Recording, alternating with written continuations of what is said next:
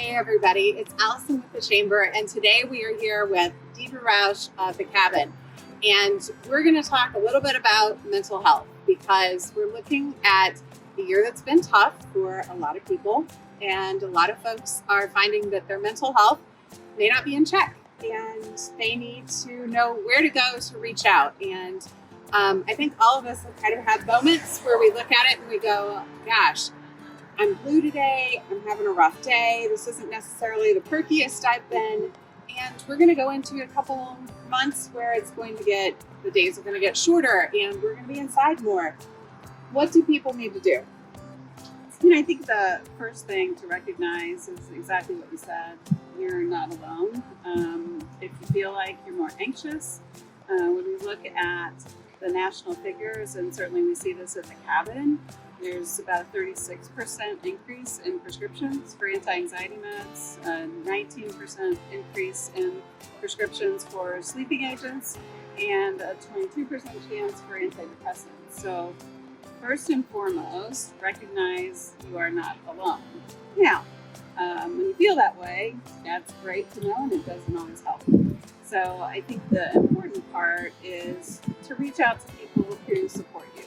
And that means someone who is going to let you say, I feel really anxious. I feel like I cry all the time. A support person isn't somebody that you're going to act like you're okay. That's someone you're supporting. So certainly finding that social connection that does become a little more difficult with the weather changing, and it still is very good to walk if it's snowing, to get outside regardless, because that is a way that you can still have that person-to-person connection. I think certainly if you find yourself in a place where you're not sleeping well, or you're sleeping too much, you're not eating, or you're eating too much, you find yourself drinking more or utilizing substances to escape life, that's usually a time where it would be a good idea to talk to a professional. If you have no idea where to start, part of what we do at the Cabin, we're also a resource center, so we can hopefully help direct you to services. I think the other component, in addition to winter, we have holidays, and holidays traditionally could be stressful. So you have COVID, you have winter, Indiana doldrums, you have the holidays, and so much of that is identified with unpredictable, uncontrollable, and no end in sight. I think certainly COVID and the weather feels that way when you live in Indiana. And those are three factors that will increase anxiety.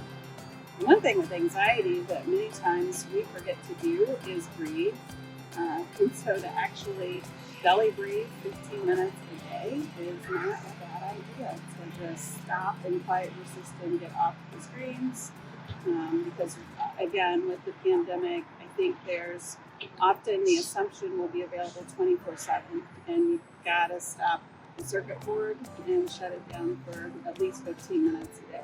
So if someone realizes, I'm not feeling like myself, and maybe they don't want to tell a friend that they're struggling or tell a spouse, how do they reach out for help, or how do they find help whenever maybe they aren't comfortable sharing that, or they feel a little vulnerable in doing so? Sure. Again, I think that, not to plug the Cabin, we certainly offer appointments called meet and greets, where if you're not really sure that you need counseling or who the heck you would see, those are free appointments where you can just come in and talk about how you're feeling. I think there are some good tools online. People are online so much, I prefer the human touch. And definitely if you find yourself feeling suicidal or really struggling with figuring out how to get out of bed the next day, there's always the crisis helpline to call as well. So a lot of folks, I'm sure, are coming to you saying, okay, I've been through this rough year, and now we're looking at another rough year. So what is normal? I mean, if we're feeling like things aren't necessarily picking back up for us, where's the line where we're having a few days and we'll bounce back out of it, or we really need to talk to somebody about this? And I think really the timeline to look at, are you experiencing these symptoms for 2 weeks unabated? So I think it's depending on how many Zoom calls, depending on what the news says, you can have a really bad day and the next day is not so bad, right? It's when we see that extended 2 weeks or more of depression especially, that's when it absolutely is time to call and talk to a professional because you really want to hit it up here, not when you're way down here, and be more preventative than crisis, treatment is better. Yeah. What if kids are at home and people notice that kids aren't acting quite the same as they have in the past? What do you do for kids? And we certainly are seeing an increase in anxiety and depression in our children, unfortunately. I think so much of that is, they read our uncertainty as parents. Things are not normal for them either.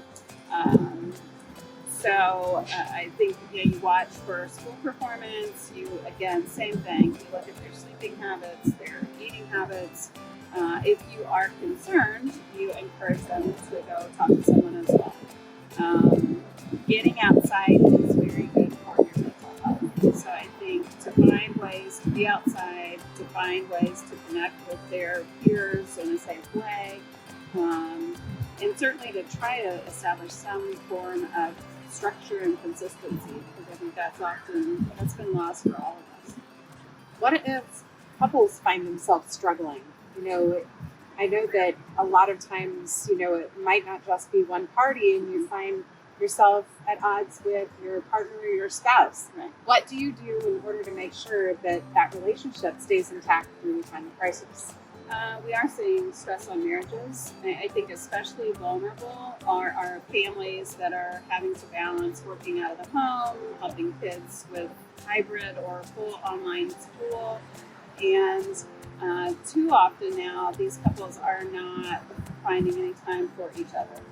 And I think that's where now more than ever for couples to do marital checkups, relational checkups, and it's always easier as a marriage therapist. It's so much easier for me when I have folks come in for preventative care than we're in the midst of a crisis. I think the other interesting thing we've seen, back to that uncontrollable and unpredictable, one thing, unfortunately, some partners are controlling is ending their marriage. That's not a good place to try to establish control. And I do think the pandemic has caused us to have a spotlight on some things that haven't been in our, awareness. So taking time for each other, checking in on, what do you need, what do you not need, because we rarely ask our partner what they don't need. We've never been through this before, so we're all pioneers in how to navigate a pandemic.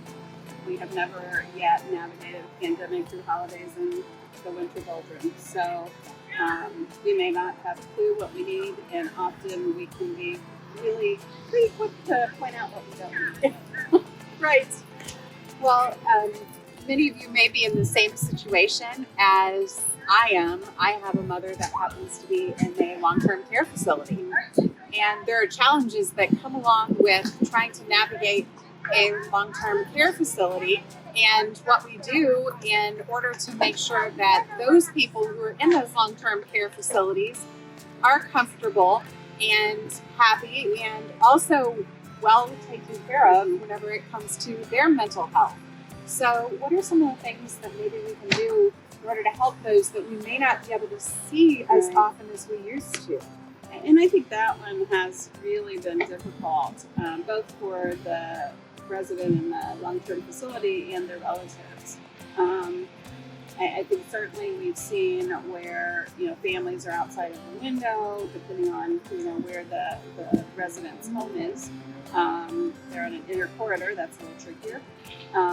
Definitely helping them learn how to capture these skills of FaceTime and some of those techniques, which aren't the same, and at least it does provide good connection.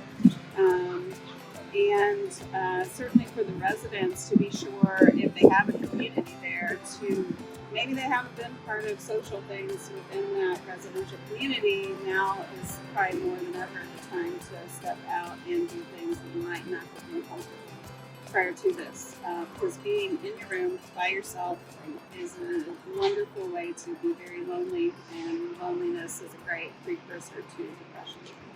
One of the things I've been doing recently is putting together a photo album to kind of remind my mom of better times and saying, you know, we've been through all this together. We're going to be through all this in the future. So, you know what?